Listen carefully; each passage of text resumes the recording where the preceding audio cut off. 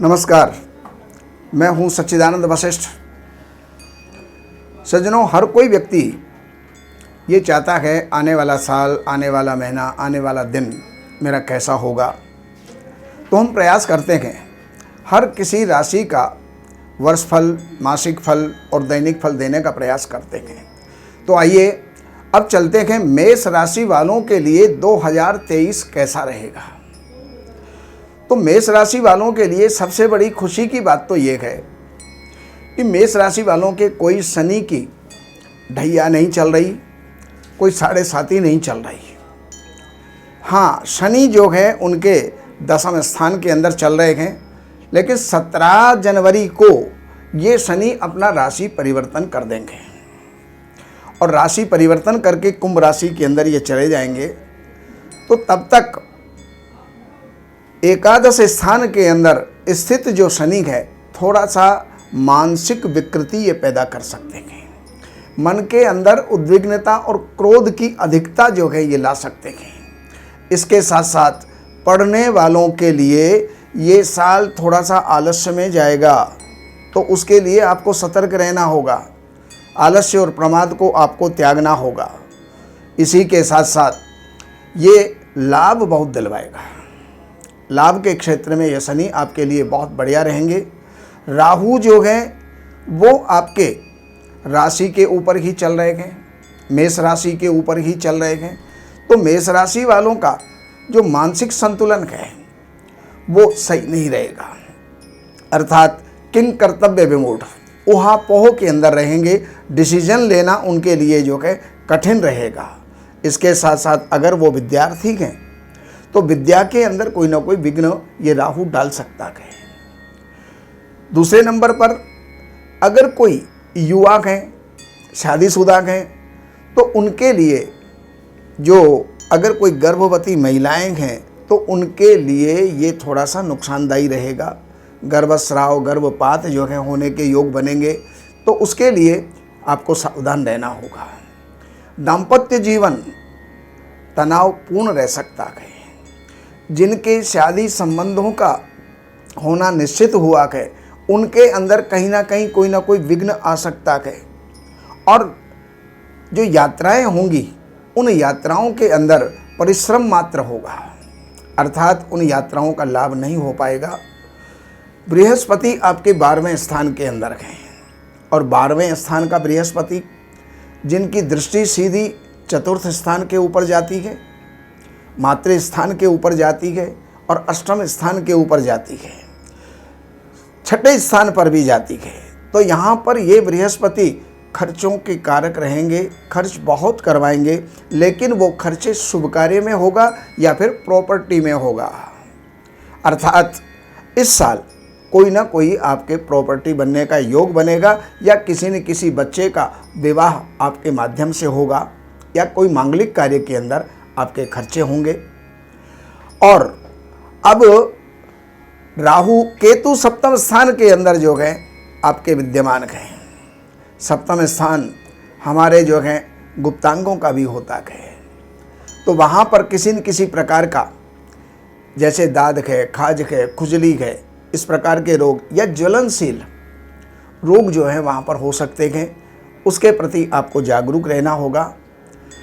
अब चलते हैं आपको मासिक फल की तरफ। जनवरी के महीने में आधा जनवरी सूर्य आपके भाग्य स्थान के अंदर होंगे, अर्थात 14 जनवरी तक आपके लिए बहुत बढ़िया रहेगा। और 14 जनवरी के बाद जो राज्य कारक सूर्य है वो राजस्थान के अंदर आ जाएंगे, इसलिए कोई ना कोई राजकीय कार्य आपके संपन्न होंगे। कोई राजनीति से जुड़ा हुआ कोई कार्य है तो वो आपका सुधर सकता है, बन सकता है।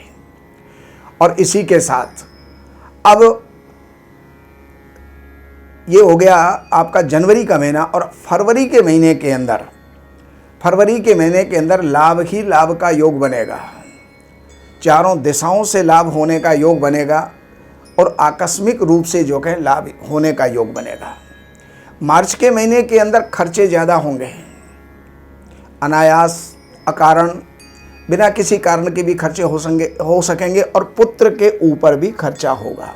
अप्रैल के महीने में सूर्य जो है उच्च राशि के अंदर चले जाएंगे, तो वहाँ अप्रैल का 14 अप्रैल से लेकर के 13 मई तक का जो समय है वो आपके लिए अपने वर्चस्व को बढ़ाने वाला, मान सम्मान इज्जत को बढ़ाने वाला, विजय प्रदान करवाने वाला, लेकिन इस महीने के अंदर आपकी पत्नी का स्वास्थ्य या पत्नी के संबंध वो कुछ जो है बिगड़ सकते हैं।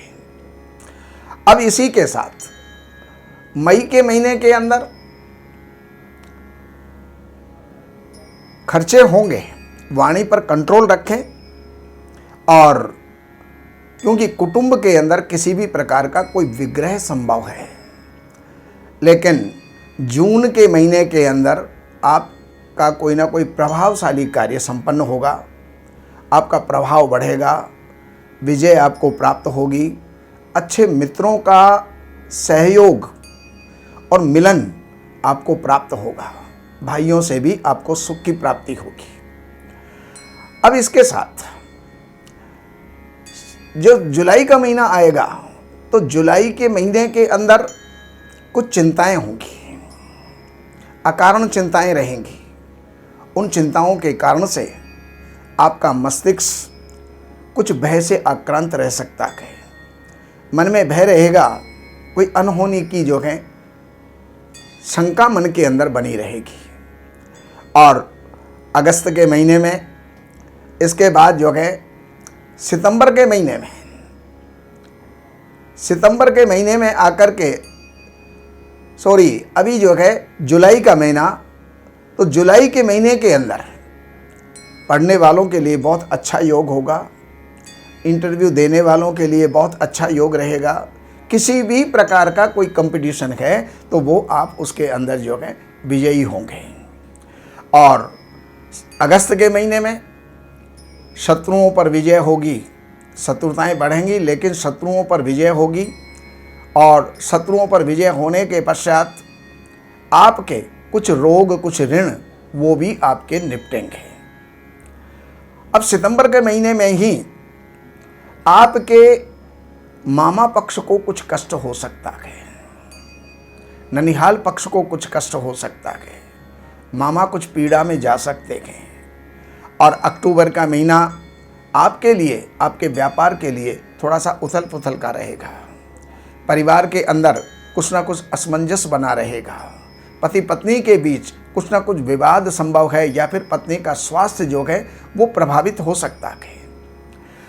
नवंबर के महीने के अंदर आपका जो है स्वयं का स्वास्थ्य, उसका आप ख्याल रखें। स्वास्थ्य आपका डगमग रह सकता है, स्वास्थ्य बिगड़ सकता है। कोई लंबी यात्राओं का योग अगर आपने बना रखा है, योजना बना रखी है, तो उसको, जो नज़दीकी यात्रा हो तो उसको करने का प्रयास करें, दूर की यात्राएं हैं तो उनको टालने का प्रयास करें। और दिसंबर के महीने के अंदर लंबी लंबी आपकी यात्राएं हो सकती हैं, और उन यात्राओं का आप लाभ लें, और उसके अंदर आपके भाग्य की वृद्धि होगी। इस महीने के अंदर किए गए जितने भी कार्य हैं वो भावी जीवन के लिए लाभदायी होंगे। आपको ये वर्ष भर का जो निचोड़ है, जैसा भी ज्योतिष का ज्ञान हमको प्राप्त है उसके अनुसार हमने आपको दिया।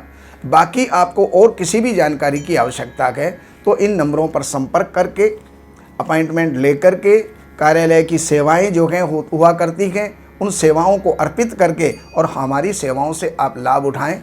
नमस्कार। हमारे यहाँ वैदिक ब्राह्मणों के द्वारा सभी प्रकार के पूजा पाठ, कर्मकांड, संगीत में विवाह, गृह क्लेश, काल सर्प दोष, व्यापार में रुकावट व नवग्रहों की पूजा आदि कराई जाती है। हमारे संपर्क सूत्र हैं 7838898421। देवज्ञ सच्चिदानंद वशिष्ठ जी से वास्तु, ज्योतिष, वैदिक अनुष्ठान, पूजा पाठ, महामृत्युंजय पाठ, शतचंडी पाठ, बगुलामुखी पाठ, भैरव अनुष्ठान आदि, राशि रत्न, रुद्राक्ष, कवच आदि हेतु संपर्क करें। हमारे संपर्क सूत्र हैं 7838898421।